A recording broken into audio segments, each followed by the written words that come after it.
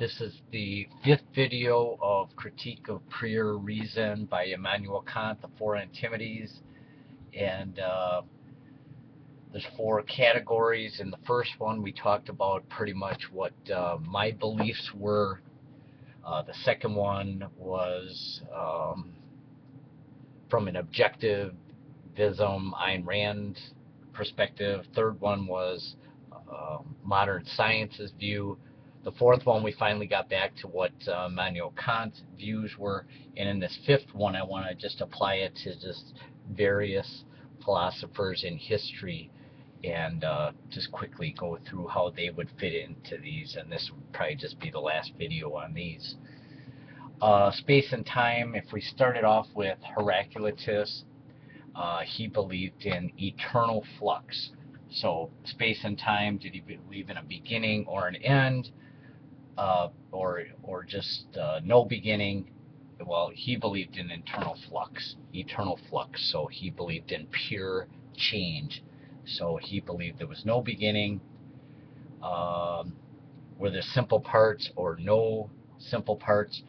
Heraclitus would believe in eternal flux, pure change. So he did not believe that there were any simple parts at the basis of existence.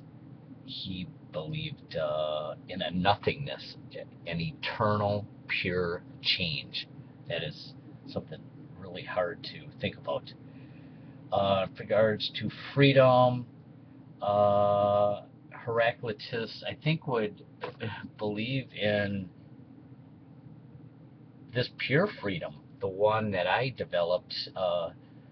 Kant had the first one, determinism. The second one, there's determinism, some freedom mixed in there. And the one that I'm just adding here is just pure freedom. I think Heraclitus probably would just go that the universe is completely free, completely changing at all times.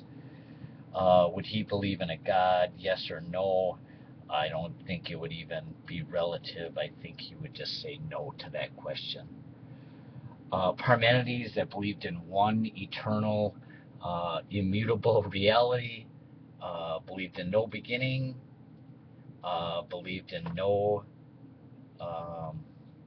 simple parts. As a matter of fact, being transcended itself was one of his lines. That's even beyond nothing. Freedom, he didn't believe that the universe had parts at all or was in motion, so this is almost not even relevant. Is there determinism? I guess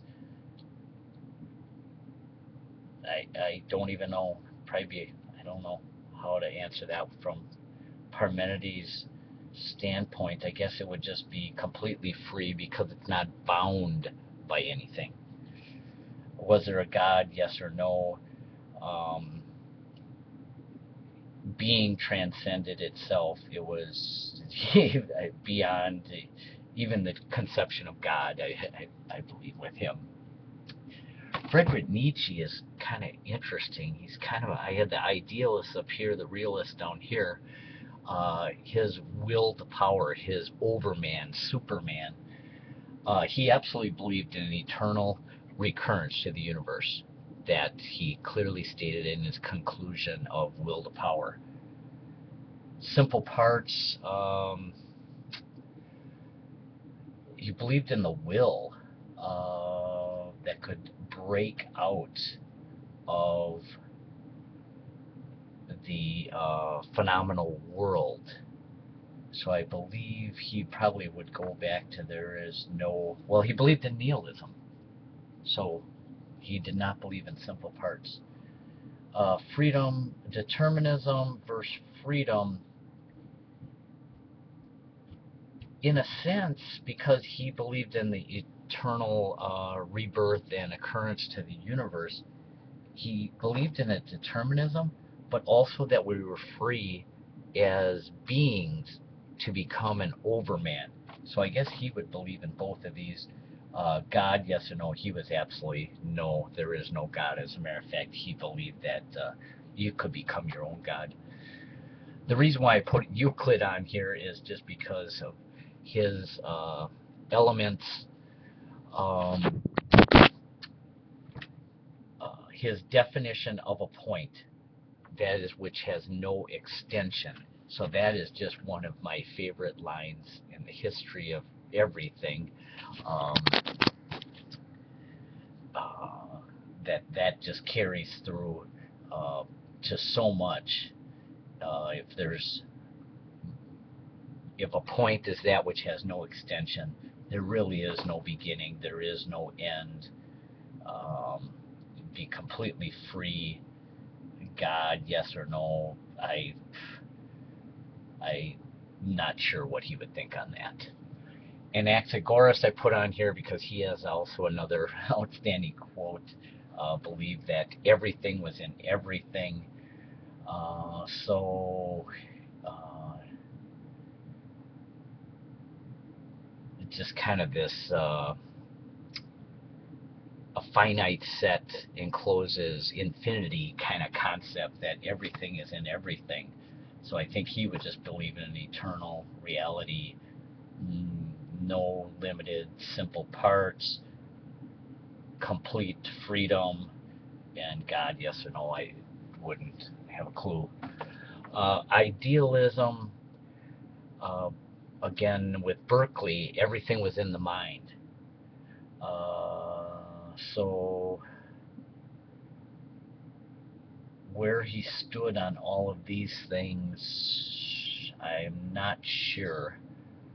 But his basic thing was that everything was in the mind. There was no outside real world. Descartes, I think, therefore I am, believed in the Cartesian method that he put together, but he was skeptical of everything in reality. The only thing that he knew for sure is that he existed, his mind existed. So I think in his world there would be eternal, no foundation to anything, completely free, and he did not believe in God just because you could not trust this illusion of the world. Zeno's paradoxes certainly did not believe in any beginning, didn't believe in a first step, didn't believe in an end,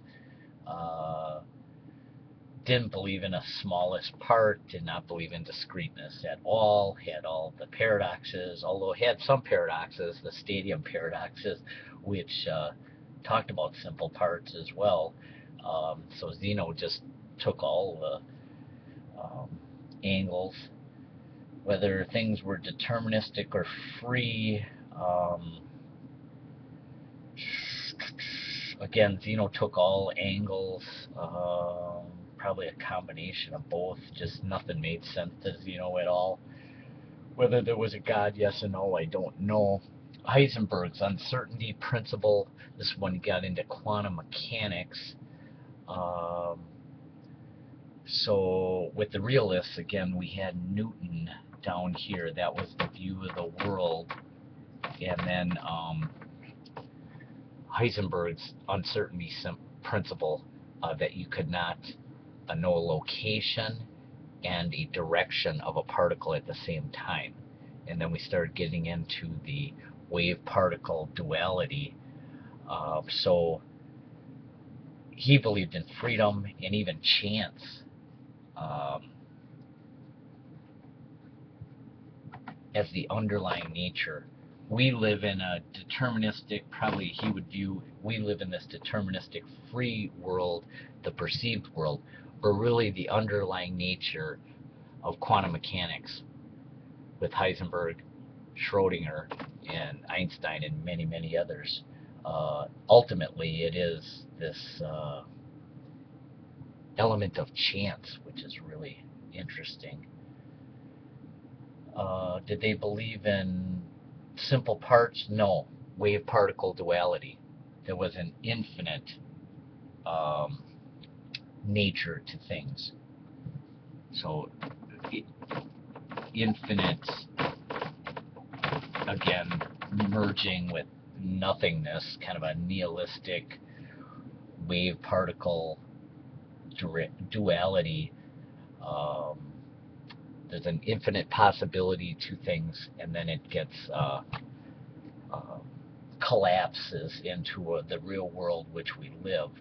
So again, with Heisenberg, did he believe in a beginning? Yeah, I guess he did believe in a big bang, something coming from nothing. Um, and okay, on to Schrodinger's cat in particular, that you could live in a dual reality, live and dead at the same time, which was really interesting. This wave particle duality. Whether he believed in a beginning or not, I'm not sure. But as far as atomism, he would believe in this infinite potential, and it would only be limited by what we perceived.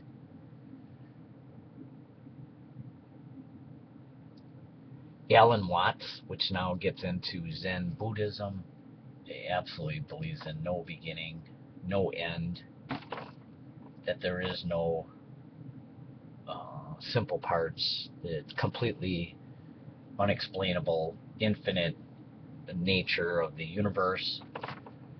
Um, Freedom, I guess he on Earth would believe in determinism and freedom, go with the flow. But then once you hit nirvana, when you shed uh, uh, the bounds of existence and of your perceptions, you get to absolute freedom through there. Is there a belief in God through that? I I would say no. As a matter of fact, Zen Buddhism just completely is into nothingness and no belief in God at all. And then just hitting on some of the realists, Aristotle, who was the mentor to Alexander the Great, who took over the world at that time, uh, did not believe in infinity at all. Believed in a beginning, that everything was conceptual. Beginning A to B, A equals A. Everything was common sense as a human being.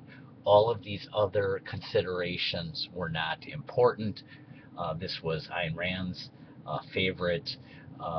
Just all these other questions that we can't even know, don't even concern yourselves with those. Only work with the provable. So he believed in the beginning. Yes, there was a simple part, a concept. This is what I believe, and I'm going to use this for the betterment of mankind. Believes in determinism and free will, Aristotle and Ayn Rand both. Um, yes, there's laws of nature, but man has a free will while on Earth to make decisions. And then at death, um, your life ends. So there's a beginning and an end. Did they believe in God? I guess Aristotle did, especially he examined it a lot as far as studying Plato and Parmenides and Heraclitus, but in the end believed in pure realism, and Ayn Rand 100% no, there is no God. Everything is happened by chance, or it wouldn't even consider a metaphysical question of how did we get here or why are we here. It's just what can I do to make my life the best life it is on Earth. Einstein is kind of interesting in that he was involved in the quantum mechanics revolution, but almost to the end, he really was a realist and didn't believe in it. Did he believe? He believed in the Big Bang, believed in simple parts. Again, it was kind of both. He struggled and had many arguments with a lot of the people that developed quantum mechanics, but he believed in atomism, atoms, Determinism, free will, Einstein, I guess was the second one, determinism, free will, and chance, because he was both involved with Newtonian mechanics and also with the quantum mechanics. Do you believe in God? Not really. Bertrand Russell studied continuity and limits and infinity, and really at the end of the day, he believed in discreteness. There was a beginning, there were simplest parts, there was determinism. I assume he believed in free will, so he probably believed in the second one. I think he believed in God as well, but I'm not sure. I have another one, Leibniz. Believed in the monads. He believed they were eternal, these smallest uncuttable units, but he absolutely believed in simple parts, monads, and that they were unique. I think, well, he probably believed in the second, deterministic and free, and whether he believed in God, yes or no, I'm not sure. Going back to Alan Watts, what's interesting is in this Zen Buddhism pursuit of freedom, it actually gets into losing the ego, losing the self, and Ayn Rand completely believed this was evil to pursue something like this. She believed that that was death of man and just a form of insanity.